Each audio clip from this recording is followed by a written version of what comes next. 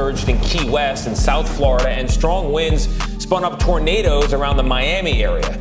Now, this storm is just shy, as we're speaking, of a Category 5. That's 157-mile-an-hour sustained winds, and it's making its way up Florida's west coast. Millions of people at this hour are under mandatory evacuation orders there. Said winds of up to 155 miles per hour. Folks, we're on the edge of a Category 5 hurricane here. Now, the outer bands of the hurricane have already spawned several reported tornadoes across Florida, causing damage to homes and knocking out power to more than 50,000 people so far. Here in the western side of the state, you've got 2.5 million people under evacuation orders. South of where we are, near Fort Myers and Punta Gorda, the National Hurricane Center is now projecting a storm surge of up to 16 feet. That is nearly 2 stories. Back here in Tampa, a lot of people got out yesterday, but as we were riding around with a sheriff's deputy, we noticed a lot of people chose to stay, boarding up their windows, gathering sandbags to protect their home. Landfall on Florida's west coast. Experts call this the worst case scenario for the state of Florida. There are 2 factors at play: the wind and storm surge, which is already as high as 10 feet in some places. The storm is massive, impacting half of the entire state. CBS News correspondent Chris. As Ian works its way north, the other thing is the storm's slowing down, so it's going to slow down and dump a ton of rain. We're certainly seeing that.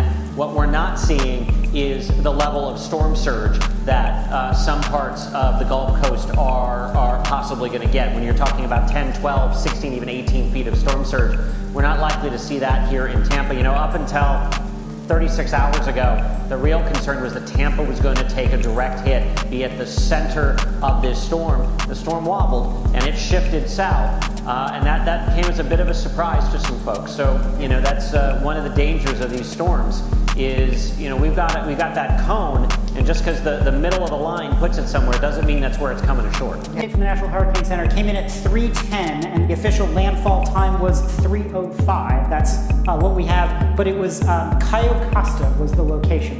Now, that is just so in case you know that area geography, but you don't know where that particular island is, it is 1 north of Sanibel and Captiva. It is 1 south of where the Gasparilla Club is, if you know where that location is. So that is where the landfall location was, winds of 150 miles an hour. So it did barely weaken. Coincidentally, by the way, that is the exact same landfall wind speed as Charlie. But the huge difference between this storm and Charlie is, look at how massive this thing is. The eye is 40 miles across, the hurricane force winds are 80 miles across, and the tropical storm force winds go far beyond that. So the impacts that you're going to be dealing with this storm and how long really set this apart from Charlie. So there's a lot of people who were around for Charlie and got very lucky that the size of that storm was so small. They are not so lucky this time, unfortunately. Out on the roads, if anybody starts to have some flooding and they think that they need to get out, they're not going to be able to see if there's a tree down. They're not going to be able to see if the roads are flooded. And so nighttime flooding is, as we went through with Ida here in New York, it is the threat passes tomorrow morning, then we can go down there and tell everyone the picture of that. We can start documenting the stories of people, you know, helping neighbors and doing rescues and things like that. But, you know, places by about 10, 11 midnight. Surged in Key West and South Florida, and strong winds spun up tornadoes around the Miami area. Reported tornadoes across Florida, causing damage to homes and knocking out power to more than 50,000 people so far. Here in the western side of the state, you've got 2.5 million people under evacuation orders. South of where we are, near Fort Myers and Punta Gorda, the National Hurricane Center is now projecting a storm surge of up to 16 feet. That is nearly 2 stories. Back here in Tampa, a lot of people got out yesterday, but as we were riding around with a sheriff's deputy, we noticed a lot of people chose to stay.